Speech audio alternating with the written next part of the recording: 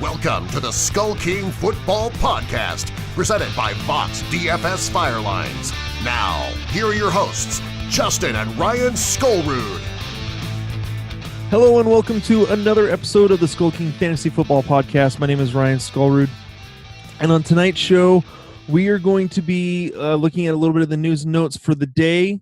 Plus, I've asked the writers for SkullKing to kind of throw me a player or two from the positions that they cover. And what we're going to do is we're actually going to go over players that we are okay to be wrong on. The reason that this came up is there have been some discussions that I know between some people that, you know, how could you say that this person isn't going to be a top 10? How can you say this person is a top 12? You know, those sort of things. So we want to go over some things that we are okay to be wrong on. We are not going to get everything right. No one is going to get everything right. And so this is just kind of our opinion. We do what we can to base things off of statistics and past history.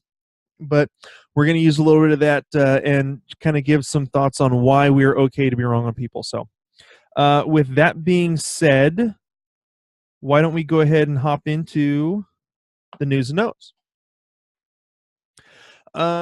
Free agent Des Bryant tweeted that he will play ball this year. We just don't know where. I think that Bryant could be an okay player this season in the right situation. I'm honestly a little bit surprised that nothing's come out of New England or anything, but I know that the whole Cleveland thing broke down once it was official that Josh Gordon was coming back. So, you know, I think that he will find somewhere to be. And so I think that Des Bryant will be playing sometime this year. The kind of impact he'll have, I'm not sure. So ESPN's Nick Wagner does not expect Alfred Morris to steal work from Jerick McKinnon or Matt Breida, which honestly is a shame. I've been a fan of Alfred Morris for a while. The guy can absolutely run. He has been running really, really well this preseason so far, hitting holes hard, running guys over. So, you know, I hope that, you know, I know that it would take an injury or two for Alfred Morris to get a whole lot of work, but I am definitely an Alfred Morris fan and hope that he gets a shot. Packers coach Mike McCarthy said Jamal Williams is, quote, poised to have a big year, which would be really good for them. They had a little bit of instability with the running back the last few years. I know the injuries between Jamal Williams, Ty Montgomery, Aaron Jones. Then you've got Aaron Jones suspended for a couple years. This is, I mean, they've had some unpredictability. I think that if Jamal Williams could have a good year, that would really help solidify some things for them. So I think that could be very, very interesting. Definitely a guy to look at for your rosters in the draft this year. Not sure. I mean, it's not necessarily fantasy related, but Yahoo Sports Charles Robinson reports holdout defensive end Khalil Mack is likely to miss regular season games. We already know that Earl Thomas is going to be missing regular season games. He still hasn't showed up, so to practices. Coach Peterson of Philadelphia says Alshon Jeffrey is, quote, progressing well. And then a few hours later, we find out that Alshon Jeffrey is expected to miss at least the first 2 games of the regular season, but the team will activate him on the 53-man roster this weekend with optimism that he could be back by week 3. I'm kind of avoiding Alshon Jeffrey. He's been a little more injury-prone the last few years, the soft tissue injuries, especially in his legs. So I'm kind of sitting off on him. On Alshon. Aguilar really was the guy for them in the receiving game. So that's what I'm kind of looking at for this year. Frank Reich on Andrew Luck's minor foot injury. He's doing well. He'll be there on Monday, ready to go for the next week. So you can stop all the alarm bells. It was a little interesting kind of hearing about the foot injury from this past week, but Matthew Luck seems to be getting through it, and that he is playing really well this preseason. He's definitely a guy that I'm going to be targeting because he's going a little bit later. Usually, Andrew Luck is going to be going, in previous years when he was healthy, 2, 3, 4. You can get him at like I've had what was it in my mock draft that I did for yesterday's episode, which you can find not only on iTunes, Blog Talk Radio, wherever we're at, as well as on YouTube if you want to see that. I think I got him as like the quarterback, like 10 or 11. So, I'm on the Andrew Luck train this year.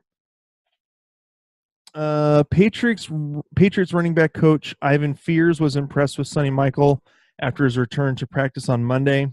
I know that Michael was drafted by the Patriots. It's the first running back they've drafted in a little while.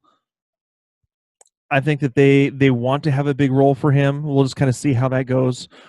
The only person I am confident in at all for the Patriots is going to be James White, simply because his role hasn't ever changed. He is always that pass catcher out of the backfield. And it's going to be kind of volatile as to when it's going to happen, what weeks he's going to have those big weeks or not. James White, again, for me, is the most quote-unquote stable of the running backs in the New England backfield. So,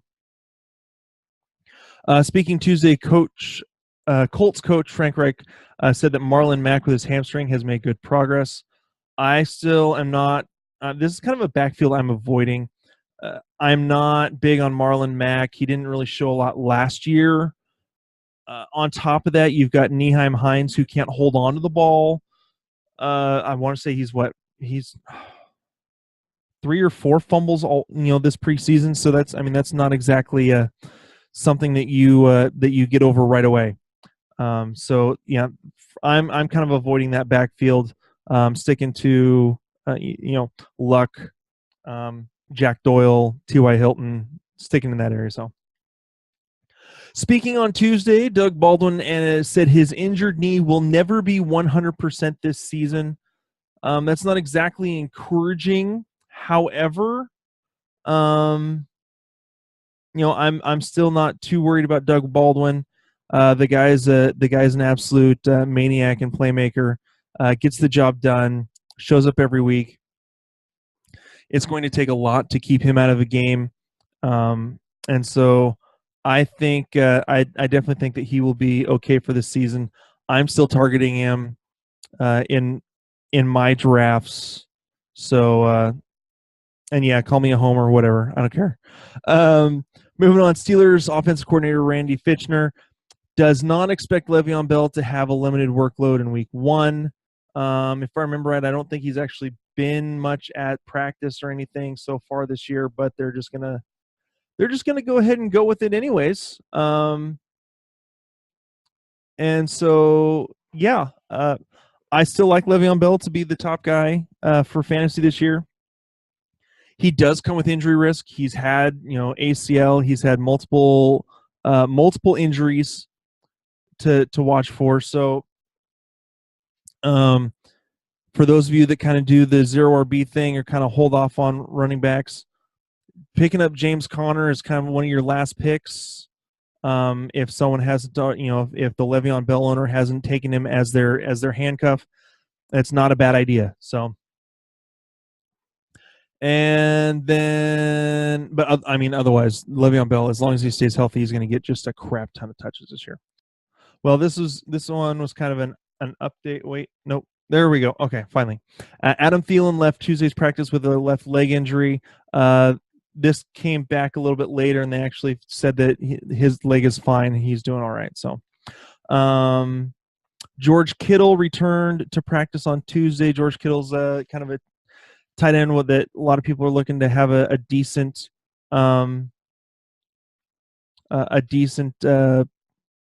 season this year as the tight end for the 49ers.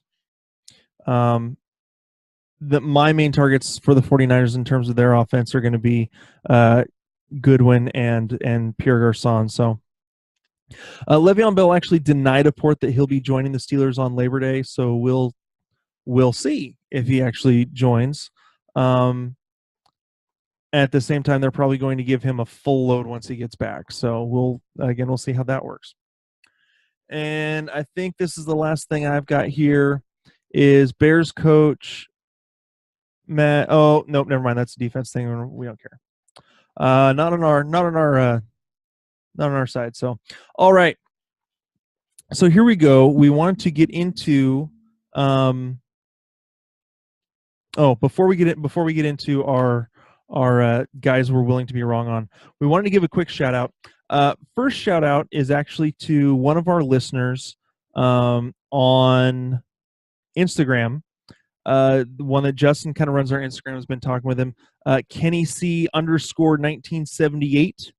Wanted to wish you a happy 40th birthday. Been a pretty regular listener, and we really appreciate it. So we're more than happy to give you the shout out. If any of you guys have birthdays in the season, whatever, we'll give a shout out for you. We're more than happy to do that. Thank you guys for giving your time to listen to the podcast. So the other thing that we wanted to do is we wanted to give a little shout out to our another website. Believe it or not, yes, we are willing to give shout outs to other websites to kind of extend an olive branch, I guess you could say, or just be willing to be good neighbors to the rest of the fantasy football family out there, especially on Twitter. And so we want to give a quick shout out to 8 to 5 Fantasy, and that's spelled out EIGHTTOFIVEFF on Twitter. Go follow them on Twitter. They've got some good thoughts and stuff on there. They've got a website with rankings, consensus rankings, individual rankings. As far as I've been able to tell, I've kind of talked with them a little bit through Twitter. Good guys. Give them a follow. Check them out. Again, 8 to 5 FF. That's 8 to 5 Fantasy Football. They're the fantasy football. How they put it, they're the fantasy football website for the working person. So, so give them a follow, and yeah. So now let's get into real quick. Let's get through this. Don't want to use up too much of your time. Guys we're willing to be wrong on. We'll start with the quarterback. I've actually mentioned this team a few different times. And Aaron Kagan, who I'm kind of introducing tonight, he's our new quarterback writer. Greg is kind of stepping back to help out with the podcast. He'll be helping out with the podcast, but life has kind of made some things some things difficult for him to actually do much of the writing. So we're getting Aaron to step in and help with that. Aaron's thoughts are that Jimmy Garoppolo is a guy that he's willing to be wrong on, that he is going to pass up. He is not going to draft. And kind of his thoughts are that it's not been a great preseason for him. The streak that he finished off last season with is not necessarily what most people would consider sustainable, considering he hasn't had a long track record in this league. And so I tend to agree. He's a guy that I'm willing to be wrong on too, is Jimmy Garoppolo. So number 2, Justin with the running back. Same team. Jerick McKinnon is the guy we were willing to be wrong on. Right now in PPR, I have him as the running back 18. I want to say some places have him as like the running back like 13, 14, somewhere in there. I am willing to be wrong. I'm going to pass that one up. I just don't know if it's necessarily sustainable for him to be able to really put up a whole bunch of numbers. It's we're still figuring out what's going on with that offense. And so I'm willing to be wrong on McKinnon. I've passed up on him in previous years. Last year he had a pretty okay year after Dalvin Cook went down. So yeah, I'm willing to be wrong on Jerick McKinnon as well. Wide receiver. Our wide receiver writer Wyatt, his guy he's okay to be wrong on is Adam Thielen. He feels that there's just too much hype around Thielen, that last year may have been a little bit of an aberration. He still likes Diggs, but just doesn't know if there's enough to go around in that offense. And so Wyatt believes that Adam Thielen is a guy that may be in for a little bit less of a role than what he had this past year. Let's see where do I have Thielen? I actually have him at wide receiver 12, kind of that 12 to 14 range. So that's where I've got him. But Wyatt is definitely Wyatt thinks that there may be a little too much hype, and that this year may be a little bit of a drop off for Thielen. So if it's not, Wyatt doesn't care. He's okay to be wrong on Adam Thielen. I've got a couple. I've kind of been covering the tight ends lately. If you've read my tight end article, I'm okay to be wrong on Greg Olsen. I'm willing to pass up Greg Olsen due to the age. He's had some slowdown the last couple of years, the injury with the ankle.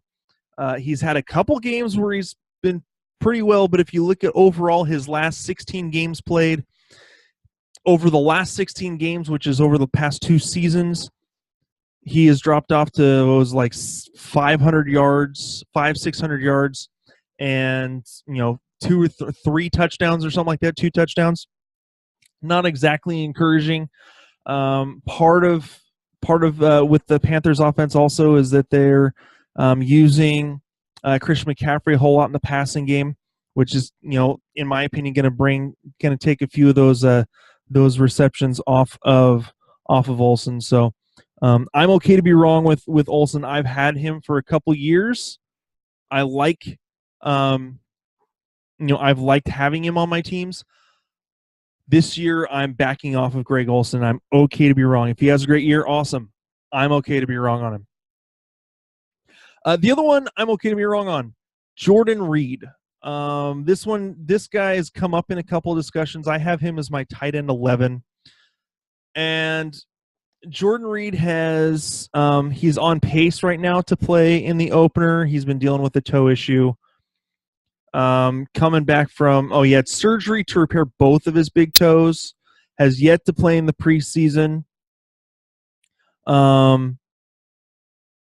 He's only had 27 receptions and 2 touchdowns last season. If he's healthy, he's going to be great.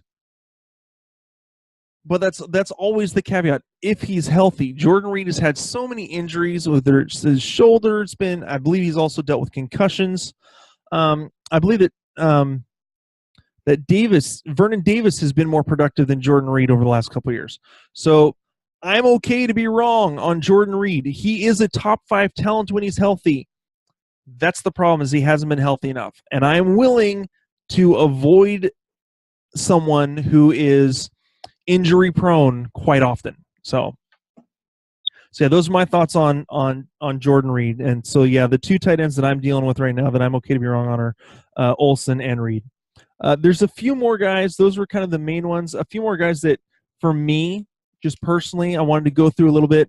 Mike Evans, I'm okay to be wrong on Evans. I'm kind of avoiding him a little bit. I know that he's dealing with missing Jameis Winston for the first 3 games of the season. However, Mike Evans also has a low catch rate. It's like 55%, maybe even less than that. And I had him the year that he was the number 1 wide receiver in fantasy a couple years ago. He's very talented, but just I don't know, especially with the start, how it's going to work out. I'm okay to be wrong on Mike Evans. I'm going to kind of pass on him a little bit. Melvin Gordon, I believe, finished last year as a top 5 running back with 10 touchdowns. He is yet to average, and some people may say that this stat's overrated. It very well may be, but it throws up warning flags for me.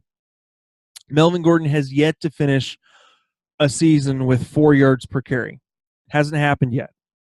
3.8. I think he might have had 3.9. But he is a touchdown. He is a touchdown red zone monster. So touchdowns are somewhat unpredictable. So because of that, I could possibly see a little regression this year. So I am willing to kind of pump the brakes a little bit on Melvin Gordon. And yes, I am more willing to take Kareem Hunt or Leonard Fournette or someone like that in my drafts.